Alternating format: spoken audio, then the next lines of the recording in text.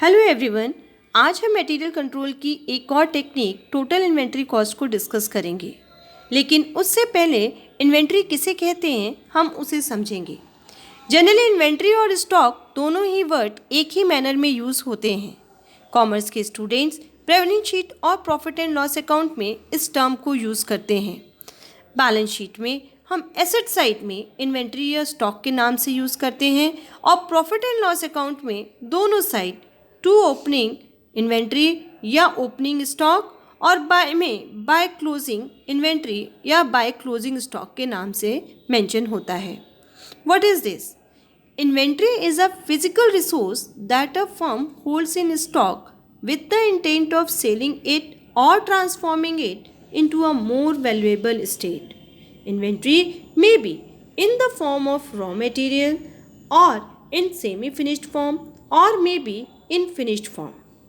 Inventory means ऐसा resource जिसकी physical existence हो, जिसे एक मैन्युफैक्चरिंग कंसर्न अपने स्टोर में रॉ फॉर्म में, सेमी फिनिश्ड फॉर्म में या फिनिश गुड्स के फॉर्म में एडवांस में स्टोर करे।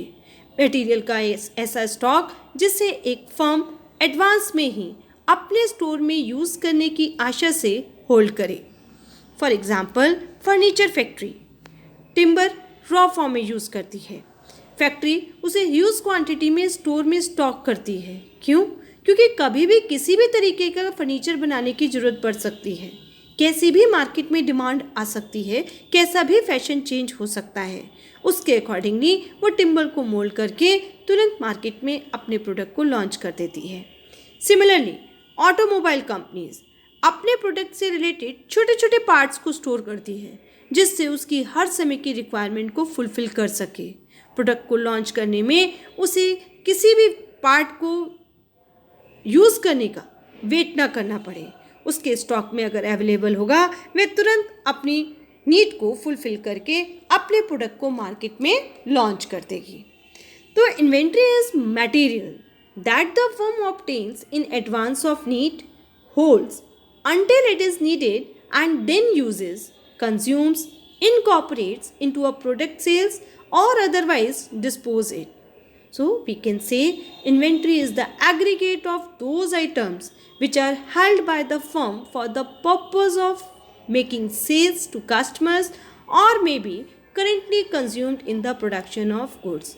Inventory उन आइटम्स का एक एग्रीगेट है जो एक फर्म अपने प्रोडक्ट को मार्केट में बेचने से या फिर प्रोडक्शन में करंटली यूज़ करने के पर्पस से स्टोर करती है। Now question, what are the reasons for keeping inventories? Number 1 is to stabilize product. हर मैन्युफैक्चरिंग कंसर्न चाहती है कि उसका प्रोडक्शन स्मूथली चलता रहे, उसके प्रोसेस में, उसकी वर्किंग में कोई रुकावट ना आए। इसके लिए ज़रूरी है रिक्वायर्ड मटेरियल हमेशा साइट पर अवेलेबल रहे।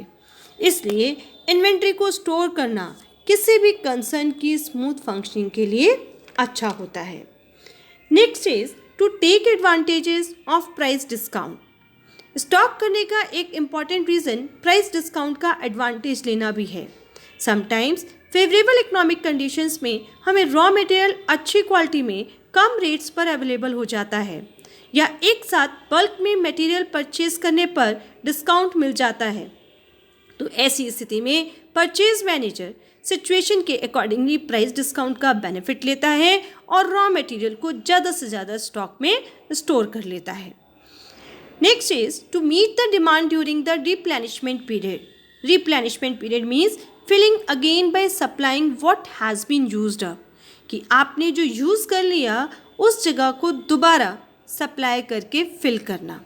यदि कोई आइटम टाइम से पहले ही कंसर्न में फुल यूटिलाइज हो जाए, या ऐसा मटेरियल जो फास्ट मूविंग मटेरियल है जिसका कंजम्पशन हमारे फैक्ट्री में बार बार होता है, ऐसा मटेरियल जिस मटेरियल की हमें किसी भी प्रोडक्ट को प्रोड्यूस करने में बार बार ज़रूरत पड़ती है, ऐसे मटेरियल को परचेज मैनेजर हमेशा परचेज करता है और हमेशा अपने स्टॉक में स्टोर करके रखता है, जिससे कि हमारे फैक्ट्री का काम में कभी भी रुकावट ना आए और वर्क इन प्रोग्रेस हमारा कंटिन्यूटी में चलता रहे, और आवश्यकता पड़ने पर जैसे ही हमारा वो स्टॉक ख़त्म हो, हम उसे तुरंत फिल करके अपने वर्क को प्रोग्रेस में रखें। तो purchase store keeper always stores that type of material in huge quantities, which one is running material or which one is required again and again. Next is to prevent of orders. Generally manufacturing concern में product की supply के लिए orders होते हैं, बड़े बड़े orders मिलते हैं। तो यदि हमारे स्टोर में मटेरियल का रिक्वायर्ड स्टॉक अवेलेबल होगा तो हम किसी प्रोडक्ट को प्रोड्यूस करने में टाइम नहीं लगाएंगे, हम उस ऑर्डर को सप्लाई करने में टाइम नहीं लगाएंगे और हम उस ऑर्डर को ईज़िली अवेल भी कर सकते हैं, हम उसको डिनाई नहीं कर पाएंगे। क्यों? क्योंकि हमारे पास स्टॉक हमारे स्टोर में अवेलेबल है, हमें केवल उसको फिनिश्ड फॉर्म में या सेमी फिनिश्ड फॉर्म में या रॉ फॉर्म में ही सप्लाई करना है। तो हम with in a time period उस ऑर्डर को फुलफ़िल करने के लिए एबल है। तो रिजल्ट इन अगर स्टॉक हमारे स्टोर में अवेलेबल होगा तो हम किसी भी ऑर्डर की क्वांटिटी को कभी भी फुलफ़िल कर सकते हैं। Next is to keep pace with changing market conditions. कभी कभी परचेज मैनेजर्स के पास कुछ ऐसी मार्केट सिचुएशंस हो जाती हैं जिसमें उसको चैलेंजेस को फेस करना पड़ता है। हमारी मार्केट की कंडीशंस चेंज हुई, प्राइस में फ्लक्चुएशन हुआ, मार्केट का कंपटीशन चेंज हो गया, रॉ मटेरियल का प्राइस चेंज हो गया, हमारी गवर्नमेंट की पॉलिसी चेंज हो गई, लोगों का टेस्ट चेंज हो गया। रिजल्ट इन कंसर्न को कुछ चैलेंजेस को फेस करना पड़ा। तो अगर उसके स्टॉक में, उसके स्टोर में स्टॉक अवेलेबल होगा, इन्वेंट्री अवेलेबल होगी, तो वो ईज़िली मार्केट कंडीशंस के चेंज को फेस कर सकता है, चाहे वो प्राइस फ्लक्चुएशन के फॉर्म में हो, चाहे इकोनॉमिक सिचुएशंस के फॉर्म में हो, चाहे डिमांड के फॉर्म में हो, या फिर किसी नए कॉम्पिटिटर की एंट्री के फॉर्म में हो, या गवर्नमेंट की पॉलिसी के फॉर्म में हो। किसी भी तरीके की सिचुएशन हो, वो ईज़िली उस चैलेंज को फेस करके अपनी कंसर्न को बेस्ट प्रूफ कर सकता है। Now next is meaning of total inventory cost. Total inventory cost का क्या मीनिंग है? टोटल इन्वेंट्री कॉस्ट मीन्स अगर हम 3 तरीके की कॉस्ट का टोटल कर दें तो वो टोटल हमारा टोटल इन्वेंट्री कॉस्ट कहलाता है। इस total inventory cost is the sum of the purchase cost, ordering cost and holding cost. What is purchase cost? Purchase cost means ऐसी कॉस्ट जो एक परचेज मैनेजर रॉ मटेरियल को purchase करते समय पे करता है। वो चेक करता है कि एक मटेरियल की कॉस्ट कितनी है, एक मटेरियल इन सेंस एक यूनिट ऑफ मटेरियल की कॉस्ट कितनी है और उसको साल भर में कितनी यूनिट्स की रिक्वायरमेंट होती है। जितनी यूनिट्स की रिक्वायरमेंट हो, अगर हम उसको पर यूनिट रेट से मल्टीप्लाई कर दें तो that cost is known as a purchase cost. हमने उसको रिप्रेजेंट करा है D multiply by P. D represent करता है demand of units in a year, जिसको हम requirement of raw material units in a year भी कह सकते हैं, and P price per unit. Next is ordering cost. What is this? It is the cost of ordering the item and securing its supply. It includes expenses from raising the indent, purchase requisition by user department till the execution of order, and receipt and inspection of material. Ordering cost क्या होती है? Item को procure कराने के लिए हमें जिन steps को perform करते हैं और उनकी जो कॉस्ट आती है उनका टोटल ऑर्डरिंग कॉस्ट कहलाता है। यहाँ पर हमने टर्म यूज़ करा इंडेंट, जिसे हम परचेज रिक्विजिशन कहते हैं। जब किसी स्पेसिफिक आइटम या मटेरियल को परचेज करना हो या कोई आइटम स्टॉक में ख़त्म हो गया हो तो परचेज डिपार्टमेंट परचेज रिक्विजिशन से, जिसे हम इंडेंट कहते हैं, उसे फिल कर देता है कि हमें इन आइटम की रिक्वायरमेंट्स है और उसको फिल करने में डिपार्टमेंट को कुछ एक्सपेंसेस बेयर करने होते हैं, ऑर्डर को एग्जीक्यूट करने में एक्सपेंसेस होते हैं, मटेरियल को ऑर्डर के अनुसार रिसीव करना और उसका इंस्पेक्शन करना कि वो ठीक से ऑर्डर के अकॉर्डिंगली आ गया या नहीं। इसमें जो भी एक्सपेंसेस होंगे उन सब का टोटल हमारा ऑर्डरिंग कॉस्ट कहलाता है। Next is inventory carrying cost. cost incurred for holding the volume of inventory and measured as a percentage of unit cost of an item. Inventory की क्वांटिटी को स्टोर करने में हमारी जो कॉस्ट आएगी वो कैरिंग कॉस्ट कहलाती है। इसे हम हमेशा आइटम की कॉस्ट पर गिवन परसेंटेज से कैलकुलेट करते हैं। ये हमेशा पर यूनिट पर एनम कैलकुलेट होती है। इसमें हम इंक्लूड करते हैं capital cost, obsolescence cost, deterioration cost, taxes on inventory, insurance cost, storage and handling. Now formula for calculation of total inventory cost. हमें 3 तरीके की कॉस्ट चाहिए, annual purchase cost plus annual ordering cost plus annual holding cost. Purchase cost को हमने represent करा D multiply bye P, जहाँ पर D demand in units in a year और P price per unit. Annual ordering cost निकालने के लिए हम फॉर्मूला यूज़ करेंगे D/Q मल्टीप्लाई बाय CH, जहाँ पर D अगेन हमारी demands in units in a year कि पूरे साल भर में हमको कितनी यूनिट्स की रिक्वायरमेंट होती है, और Q हमने कितनी क्वांटिटी का ऑर्डर दिया। Q इन सेंस हमने कितनी यूनिट्स क्वांटिटी की ऑर्डर करी एक बार में। And CH carrying cost per unit per year plus Q/2 multiply by CP। Q again हमने पूरे साल भर में कितनी क्वांटिटी, कितनी यूनिट्स मटेरियल की ऑर्डर करी डिवाइडेड बाय 2, फॉर्मूले में 2 है, multiply by CP। CP is ordering cost per order.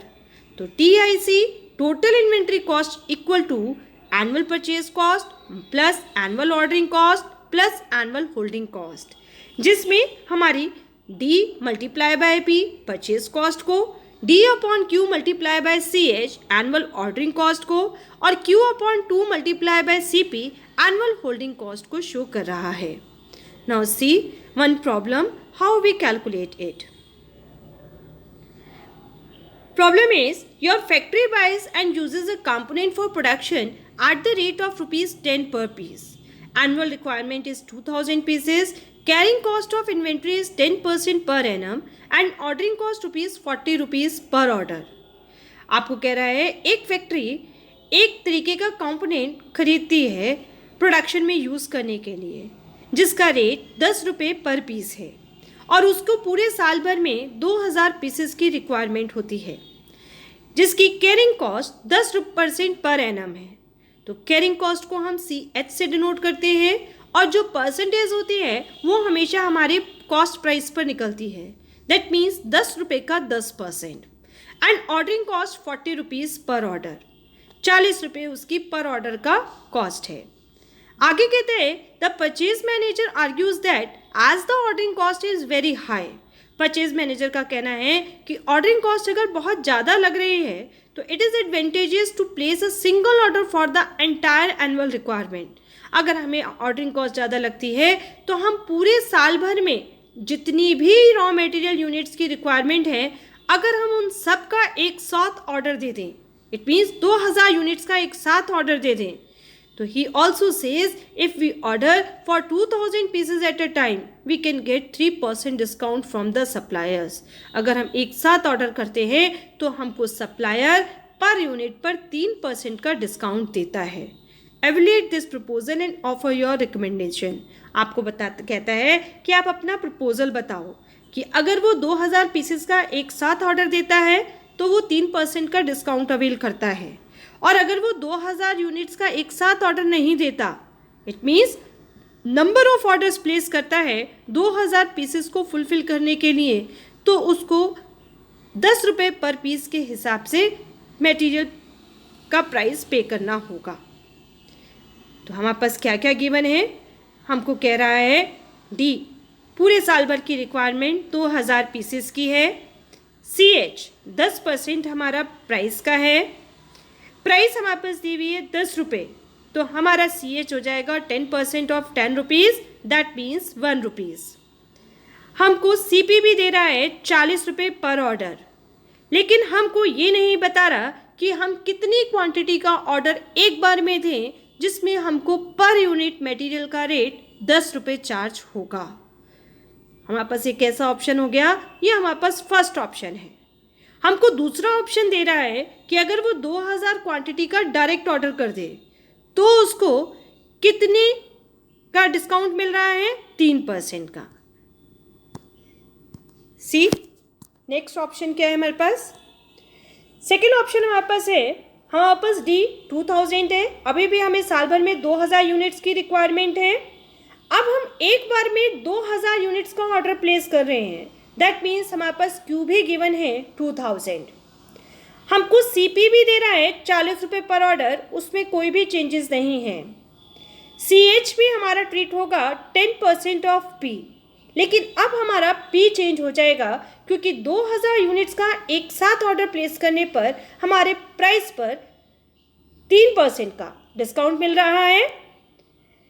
3% on P, P हमारा कितना था 10 रुपये, तो हमारा पी कितना हो जाएगा, 10 रुपये का 10% 0.3, दैट मीन्स 9.7, 9 रुपये 70 पैसे अब हमारा पी होगा। जब 9 रुपये 70 पैसे पी है तो हमारा सी एच 10% ऑफ पी है। Now C H is 10% of 9.7, that means 0.97। हमारे पास दो ऑप्शन हो गए और परचेज मैनेजर ने हमें एवेल्यूएट करने को कहा है कि अगर वो एक साथ 2000 यूनिट्स का ऑर्डर देता है तब उसकी टोटल इन्वेंट्री कॉस्ट कितनी है, और अगर वो नंबर ऑफ ऑर्डर्स प्लेस करता है 2000 यूनिट्स को फुलफिल करने के लिए पूरे साल भर में, तब उसकी टीआईसी कितनी होगी and which one is best. तो सबसे पहले फर्स्ट ऑप्शन में हमारे पास क्वांटिटी नहीं बता रहा कि एक बार में वो कितनी क्वांटिटी का ऑर्डर करे, तो उसके लिए हमने सीखा है इकोनॉमिक ऑर्डर क्वांटिटी को फाइंड आउट करना, जो हमको बताती है कि एक फर्म अगर इकोनॉमिक ऑर्डर क्वांटिटी के बेस पर मटेरियल की यूनिट्स का ऑर्डर करे तो वो उसके लिए इकोनॉमिकल सिचुएशन होगी। तो सबसे पहले हम अपने फर्स्ट ऑप्शन के अकॉर्डिंगली इकोनॉमिक ऑर्डर क्वांटिटी को कैलकुलेट करेंगे।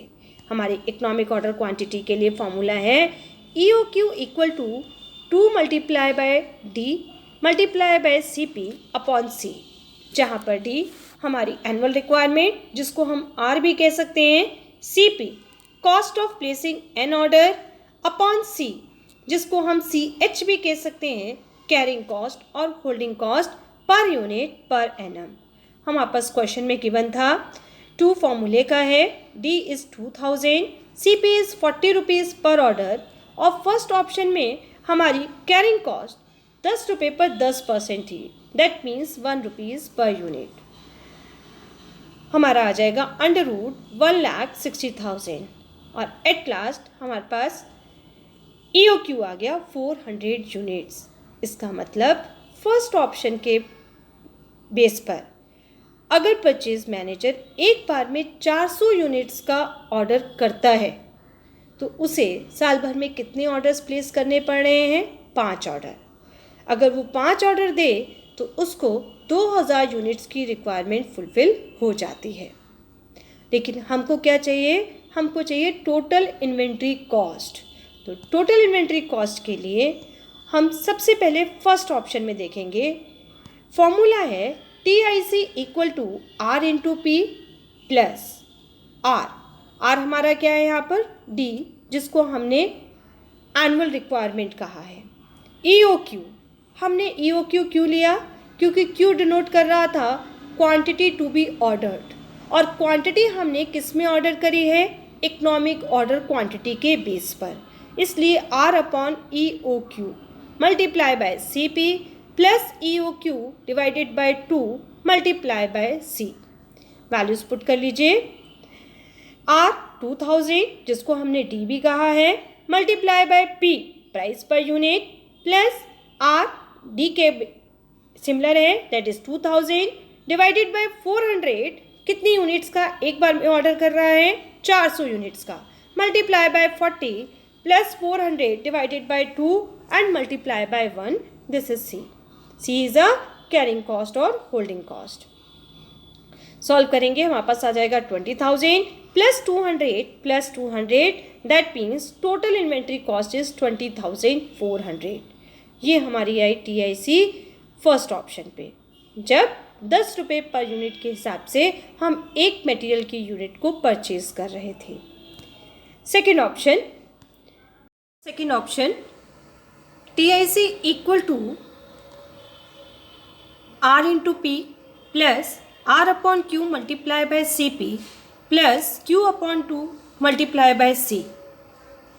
Now R equivalent to D, that means 2000 multiply by 9.7, क्योंकि जब एक साथ 2000 क्वांटिटी का ऑर्डर प्लेस हो रहा था तब हमको 3% का डिस्काउंट अवेल हुआ, तो प्राइस हमारी कितनी हो जाएगी, 10 rupees minus 3% of 10 rupees, that means 9.7 plus R equivalent to D 2000, Q means पूरे एक बार में वो कितनी क्वांटिटी का ऑर्डर करता है, क्वांटिटी टू बी ऑर्डर्ड, उसने एक साथ 2000 क्वांटिटी का ऑर्डर किया, इसलिए upon 2000 multiply bye 40 plus 2000 upon 2 multiply bye 0.97।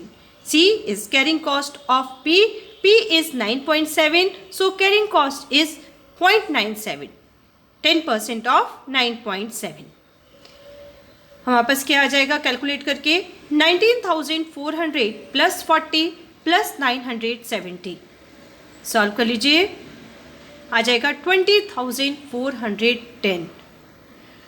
तो फर्स्ट ऑप्शन से जब वो एक बार में 400 यूनिट्स का ऑर्डर प्लेस कर रहा था तब उसकी टोटल कॉस्ट 20,400 रुपये थी, लेकिन जब वो एक साथ 2000 यूनिट्स का ऑर्डर प्लेस करता है और 3% की डिस्काउंट को अवेल करता है तब उसकी TIC टोटल इन्वेंट्री कॉस्ट 20,410 आती है।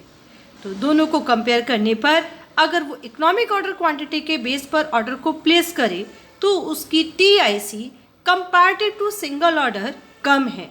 तो परचेज मैनेजर के लिए सिंगल ऑर्डर को प्लेस करना बेनिफिशियल नहीं होगा, वो इकोनॉमिक ऑर्डर क्वांटिटी पर ही अगर अपनी यूनिट्स को फुलफिल करे, अपनी रिक्वायरमेंट्स को फुलफिल करे तो उसके लिए बेनिफिशियल होगा, क्योंकि उसको 10 रुपये की टोटल बचत हो जाएगी। Thank you students.